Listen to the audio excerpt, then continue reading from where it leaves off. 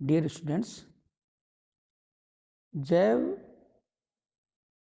भू रासायनिक चक्र की अगली कड़ी के रूप में आज हम ऑक्सीजन चक्र के बारे में अध्ययन करेंगे। पिछले वीडियो में हमने नाइट्रोजन चक्र के बारे में आपको बताया था।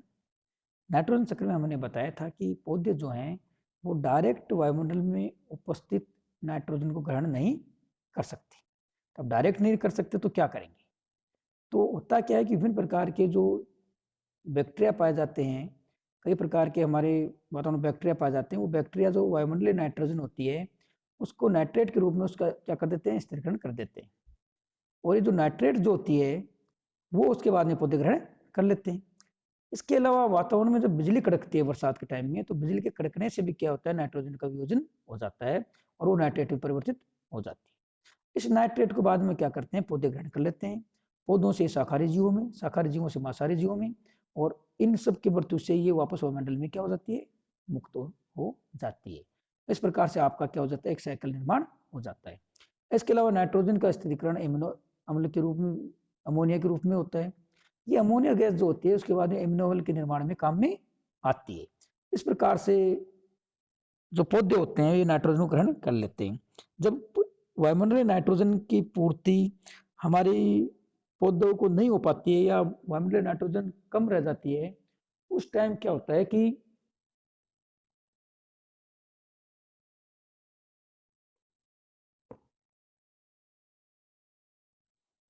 ये हम यूरिया के रूप में, आपने देखा होगा कि फर्टिलाइजर पौधों को देते हैं, तो सबसे ज्यादा यूज किए जाने वाली जो फर्टिलाइजर हमारे यूरिया होती है। ये यूरिया जो हम पौधों को देते हैं ये वास्तव में नाइट्रोजन की पूर्ति के लिए ही दी जाती है, क्योंकि वायुमंडलीय नाइट्रोजन पौधों की नाइट्रोजन की जो मात्रा उनको आवश्यकता होती है उसकी पूर्ति नहीं कर पाती। तो आज हम अध्ययन करेंगे ऑक्सीजन चक्र का, ऑक्सीजन साइकिल का। प्रकृति में जीवधारियों के लिए ऑक्सीजन की महत्वपूर्ण भूमिका होती है। ऑक्सीजन की हमारे लिए क्या भूमिका, ये बताने की आपको कोई आवश्यकता नहीं है। समस्त प्रकार के जो जीवधारी होते हैं वो अपने श्वसन में ऊर्जा के रूप में प्राप्त करने के लिए जो श्वसन क्रिया करते हैं, वो श्वसन क्रिया के लिए ऑक्सीजन को ग्रहण करना उनके लिए अति आवश्यक है। यदि उनको ऑक्सीजन नहीं मिलेगी तो क्या हो जाएगा, मृत्यु हो जाएगी। इसलिए ऑक्सीजन हमारे लिए जीवनदायी गैस के रूप में पाई जाती है।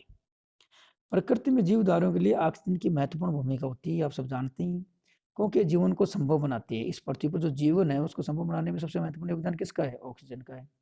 वायुमंडल में 20.94% लगभग या 20.9% क्या पाई जाती है, ऑक्सीजन गैस पाई जाती है।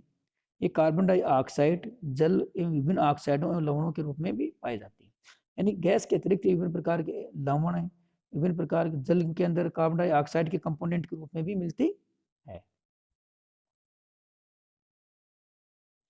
ऑक्सीजन का जो निर्माण होता है वो क्या, उसका कहाँ पर निर्माण होता है ऑक्सीजन का निर्माण?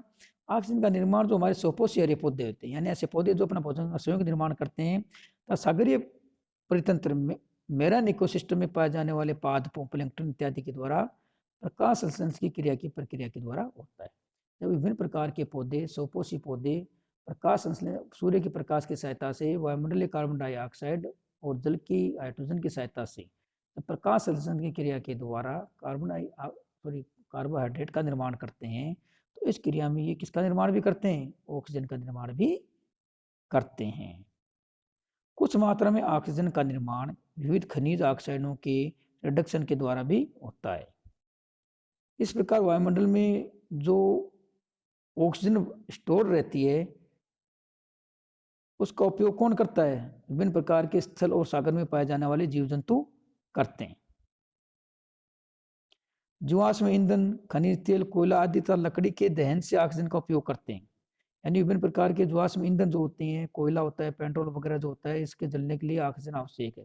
यानी इस धरातल के ऊपर ऑक्सीजन क्या काम करती है, ये जीव जंतुओं को, पौधों को जीवन देने के काम तो करती है, साथ साथ में किसी भी चीज को जलाने के लिए हमारे को किसकी आवश्यकता पड़ती है, ऑक्सीजन की आवश्यकता होती है।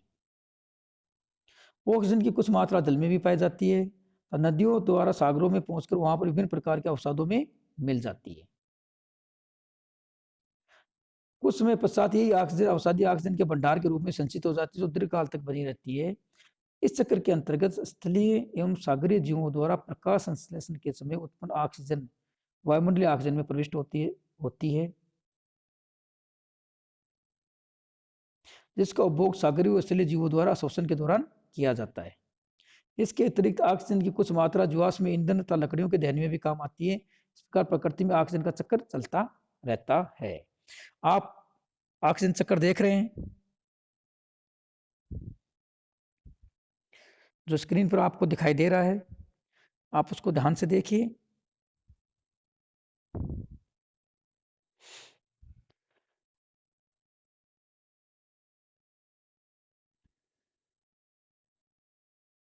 देखो ऊपर है वायुमंडलीय oxygen O2, carbon dioxide sorry oxygen. ये कहाँ जा रही है, इसका श्वसन में उपयोग कौन कर रहा है? श्वसन में इसका उपयोग हो रहा है। श्वसन से जल H2O, प्रकाश संश्लेषण और दोबारा से वायुमंडल में मिल जाती है। प्रकाश संश्लेषण जैविक अणु बनता है C8H12O6, कार्बोहाइड्रेट का निर्माण होता है, श्वसन में काम में लिया जाता है, कार्बन डाइऑक्साइड मुक्त होती है, प्रकाश संश्लेषण क्रिया में काम आती है और दोबारा से जैविक अणु का निर्माण हो जाता है। इस प्रकार से वायुमंडलीय ऑक्सीजन लगातार क्या होती रहती है, काम में आती रहती है।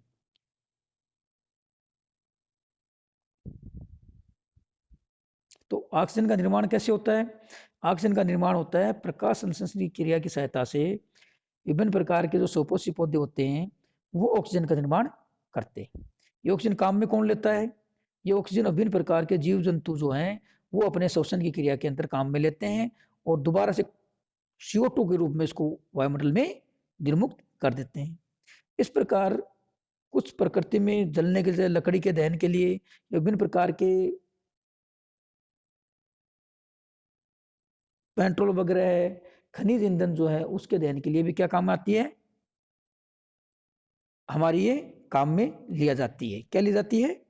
ऑक्सीजन। तो इस प्रकार से ये ऑक्सीजन का एक पूरा साइकिल है जो वायुमंडल से प्रारंभ होता है और वायुमंडल में वापस क्या हो जाता है, मुक्त हो जाता है।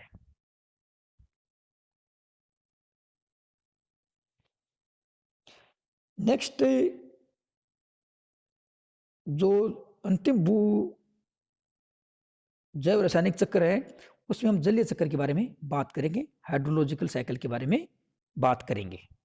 तो स्टूडेंट्स ये जो साइकिल्स होते हैं बड़े इंपॉर्टेंट हैं और आपको बड़े प्रश्न में नहीं तो आपके जो 5 नंबर वाले सवाल होते हैं, क्वेश्चन होते हैं, उसमें आप देखो अपने पुराने पेपर उठा करके कि एक साइकिल लगभग हमेशा पूछा जाता है। आपके 4 साइकिल कोर्स में है, एक साइकिल आपके पिछले वर्ष के यदि पेपरों में आ गया है तो आपके पास में केवल 3 साइकिल बचते हैं।